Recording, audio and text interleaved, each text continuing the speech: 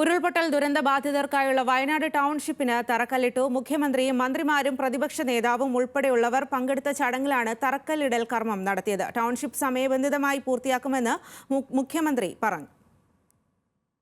8 മാസം നീണ്ട കാത്തിരിപ്പിനൊടുവിൽ മുണ്ടക്കൈ ചൂരൽമല ദുരന്തബാധിതരുടെ സ്വപ്നം പൂവണിയുന്നു. കൽപ്പറ്റ ബൈപ്പാസിനോട് ചേർന്ന 64 ഹെക്ടർ ഭൂമിയിലാണ് ടൗൺഷിപ്പിന് തറക്കല്ലിട്ടത്.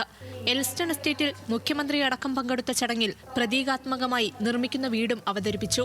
സംസ്ഥാനം വലിയ സാമ്പത്തിക പ്രതിസന്ധികളിലൂടെ കടന്നുപോകുമ്പോഴും പുനരധിവാസ പദ്ധതിയുമായി മുന്നോട്ടു പോയെന്ന് മുഖ്യമന്ത്രി പറഞ്ഞു. 2221 കോടി രൂപയാണ് പുനരധിവാസത്തിന് വേണ്ടിയിരുന്നത്. കേന്ദ്രത്തിൽ നിന്നും വലിയ സഹായം നാം പ്രതീക്ഷിച്ചു, ലഭിച്ചില്ല.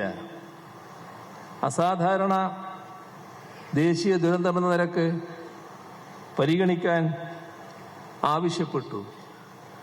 അതിനോടും മുഖം തിരിക്കുന്ന നിലയുണ്ടായി.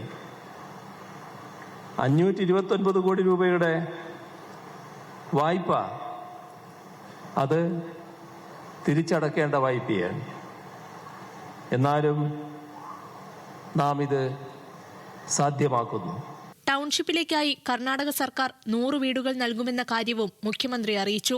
പുനരധിവാസത്തിന് പ്രതിപക്ഷം നിരുപാധിക പിന്തുണ നൽകിയെന്നും രാഹുൽ ഗാന്ധി 100 വീടുകൾ നൽകുമെന്നും പ്രതിപക്ഷ നേതാവ് വി ഡി സതീശൻ പറഞ്ഞു.